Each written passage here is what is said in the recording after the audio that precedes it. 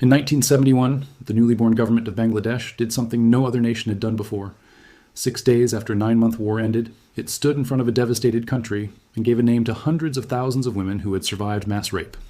It called them Birangona, war heroines. Nobody had ever tried this before, and nobody has fully succeeded at it since.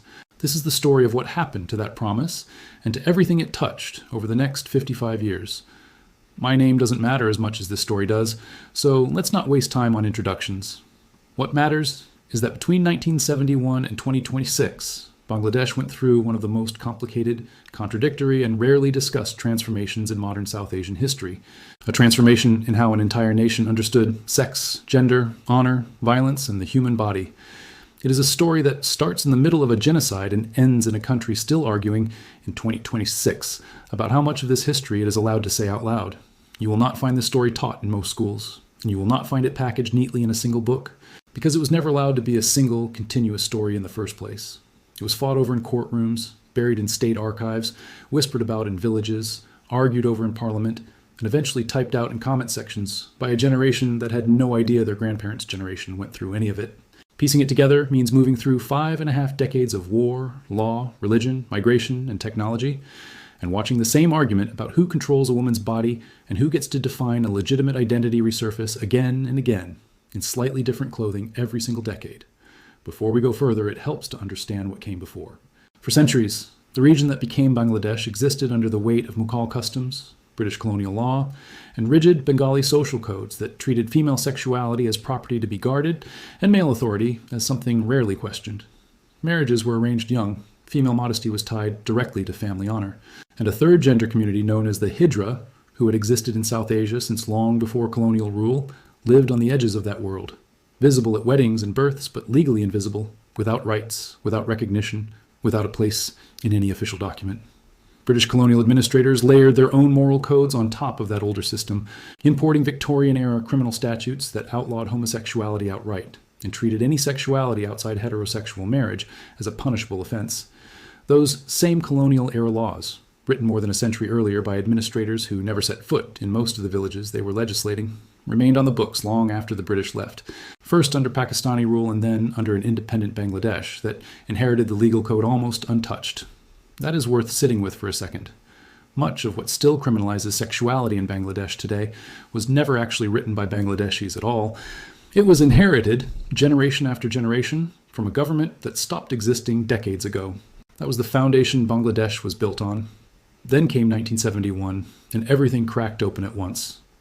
In March of that year, Pakistani forces launched a brutal military crackdown on East Pakistan, and over 9 months of war, an estimated 200,000 women were raped, many held in military rape camps, many forcibly impregnated. It remains one of the most extensive uses of sexual violence as a weapon of war in the 20th century. When independence came in December, the country was left holding an almost unspeakable number of survivors, and Sheikh Mujibur Rahman, the founding leader of the new nation, made a decision that stunned observers abroad. Rather than let these women disappear into shame, he publicly declared them Birangona, war heroines, and ordered the state to set up rehabilitation centers, arrange marriages, provide vocational training, and in some cases guarantee them government jobs. It should have worked. In theory, it was one of the boldest acts of state-led dignity restoration in modern history. In practice, the label collided head-on with a society that had no framework for honoring a woman who had survived rape rather than punishing her for it. Communities shunned Birangona women anyway. Husbands abandoned wives who had been assaulted. Newspapers covered the atrocities intensely for less than 2 years, and then the subject vanished from public conversation almost entirely, buried for the next decade and a half. The children born of wartime rape, sometimes called war babies, were quietly placed for international adoption, their origins erased from the national story being told about itself. And here's where it gets uncomfortable, because this is the part most people never learn. The silence wasn't an accident. It was policy, culture, and survival instinct all working together. Speaking about what happened meant reliving it in a country that blamed victims instead of protecting them. So for almost 20 years, one of the largest mass sexual violence events of the century became something Bangladesh performed pride about in public and refused to discuss in private. It wasn't until the early 1990s, when 3 Birangona women were photographed at a civil society demonstration demanding war crimes trials, that public testimony began to resurface, 3 decades late, and largely driven by women themselves, not the state that had once named them heroines. That resurfacing matters because it marks the real starting point of something bigger. a slow, uneven, frequently interrupted movement toward Bangladeshi, women publicly reclaiming ownership of their own bodies and their own stories.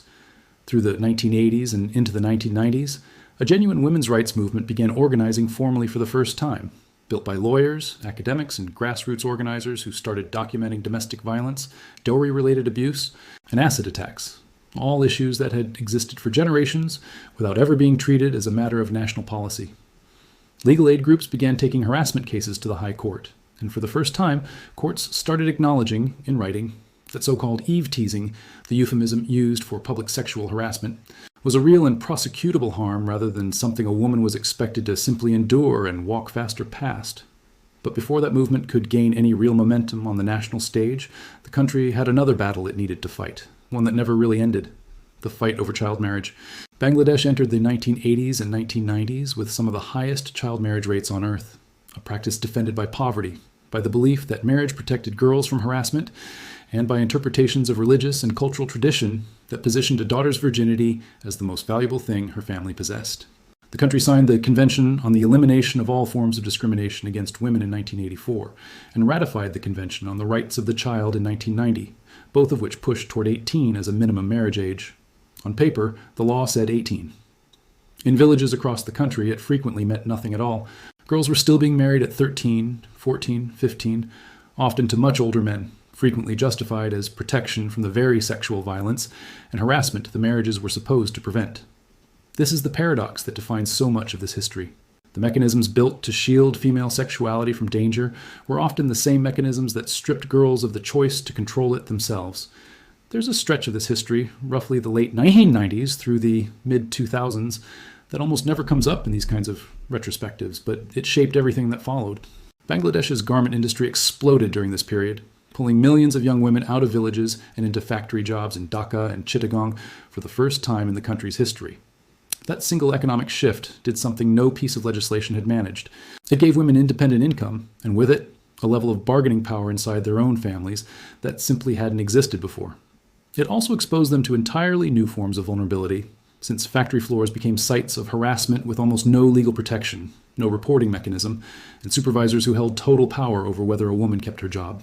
At the same time, international health organizations working in Bangladesh began raising urgent alarms about HIV and AIDS, and the public health response forced a reluctant national conversation about sex work, condom use, and sexual health that the government had spent decades avoiding entirely.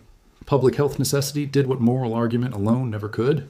It made sexuality, briefly and narrowly, a subject the state was willing to discuss in clinical terms, even while it remained taboo in every other context.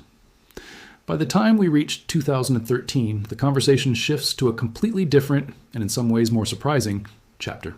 That November, Prime Minister Sheikh Hasina's cabinet announced that Bangladesh would officially recognize hijra as a third gender, allowing them to identify themselves that way on government documents, including passports. For a Muslim-majority country in South Asia, this was reported internationally as a landmark moment, placing Bangladesh ahead of many wealthier nations in formal gender recognition. The reality, once again, was far messier than the headline. The recognition arrived without any clear legal pathway for how someone would actually change the marker on their documents. And a few years later, when the government tried to hire 14 hijra individuals into low-paid public jobs, officials subjected them to invasive physical examinations to verify their gender status, treating a community that had just been legally recognized as if their identity still required government-approved proof. Legal recognition, it turned out, was not the same thing as social acceptance, and homosexuality itself remained, and remains, criminalized under a law carrying a potential life sentence. There's also a deeper irony buried in how that 2013 recognition was framed, one that researchers who study the hijra community keep coming back to. The government's language didn't describe hijra identity as a valid expression of gender diversity so much as a kind of biological disability, a person born with ambiguous or missing anatomy who deserved accommodation, rather than a person exercising a legitimate identity of their own choosing.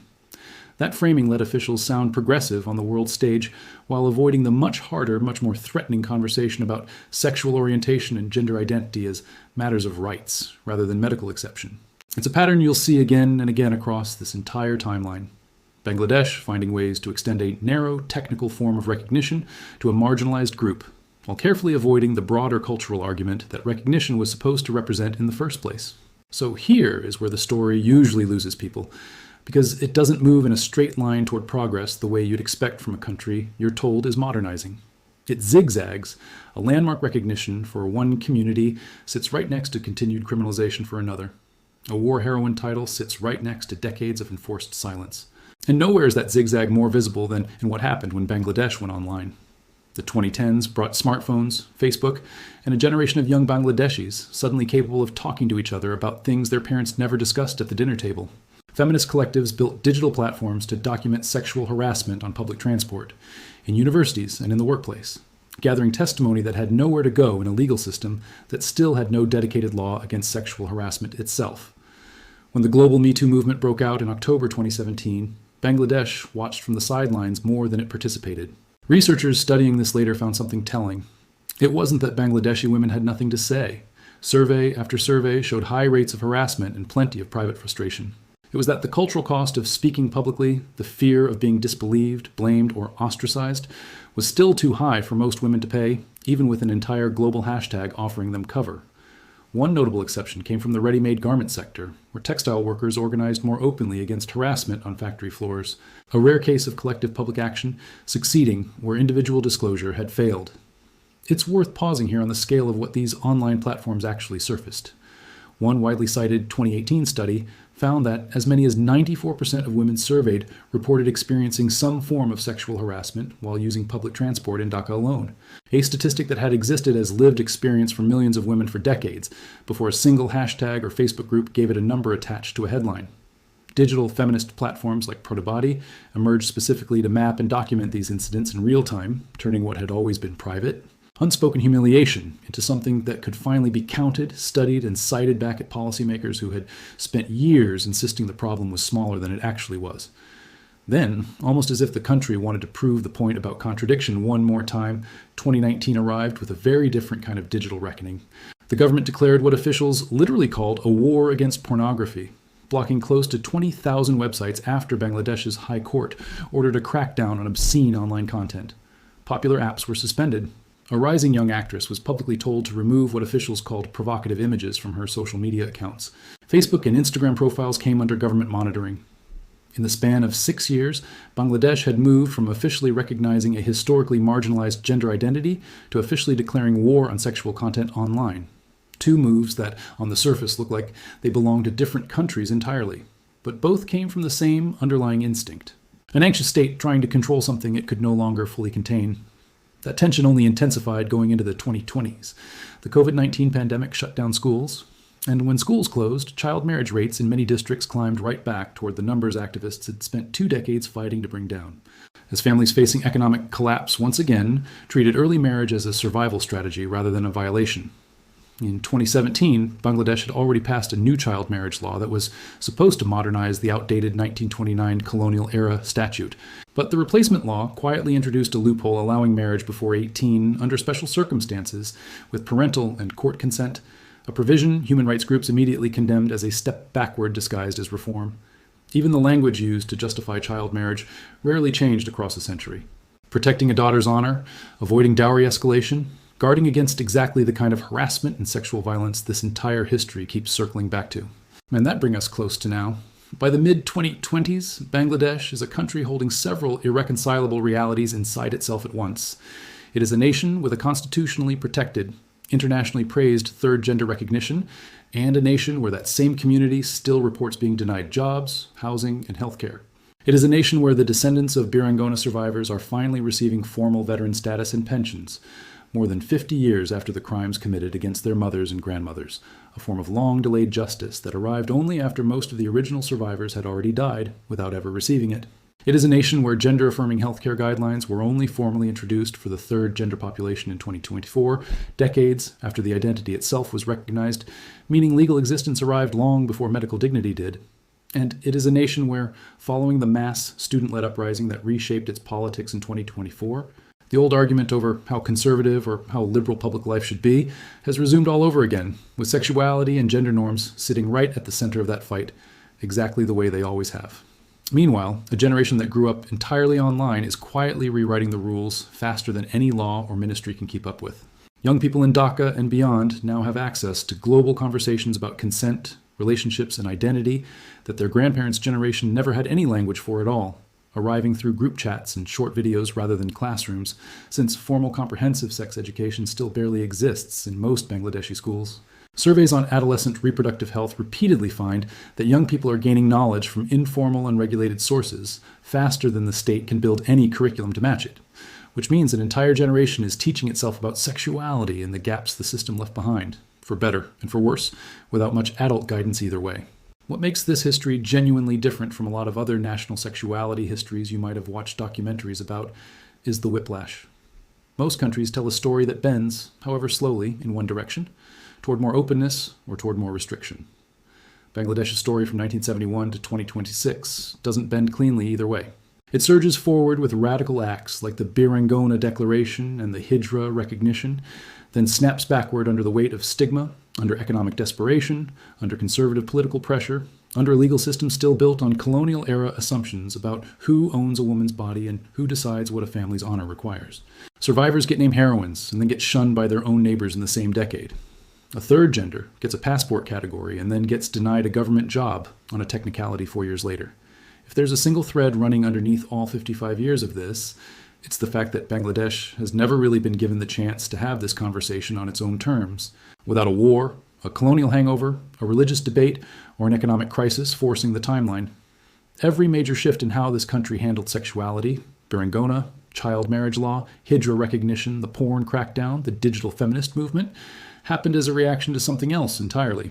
A genocide, a foreign aid requirement, an international convention, a court order, a viral hashtag. Almost none of it happened simply because Bangladeshi society, on its own initiative, decided it was ready to talk, by a Hijra community still fighting for the second half of a recognition it was only given half of, and by a new generation online who have access to more information about sex and gender than any generation in this country's history, and are only just beginning to figure out what to do with it. There's one more thing worth saying before we close this out, because it's easy to walk away from a timeline like this thinking of Bangladesh as somehow uniquely contradictory, uniquely slow, uniquely stuck between progress and tradition. It isn't. Almost every country you could name has its own version of this exact same tension, its own version of laws that lag behind lived reality, its own version of recognition granted with one hand and withdrawn with the other. What makes Bangladesh's version worth telling is simply how visible the whiplash is, how close together the contradictions sit, and how much of it happened in full public view, documented in court records, news archives, and now, increasingly, in the testimonies people are finally willing to share online. 55 years is not a long time for a nation to work through the aftermath of a genocide, rebuild its legal system twice, absorb a technological revolution, and renegotiate who gets to define gender and consent, all at the same time, all while still being one of the most densely populated and economically constrained countries on Earth. Seen that way, the surprise isn't that the story zigzags. The surprise is that it keeps moving forward at all. That's the story, at least the version of it, that rarely makes it past academic papers and human rights reports and into something people actually watch. If any part of this surprised you, or if you think there's a chapter here that deserves its own full video, tell me in the comments, because there is a lot more buried underneath this timeline than 15 minutes can hold. And if you want the next one the moment it's out, you know what to do before you go.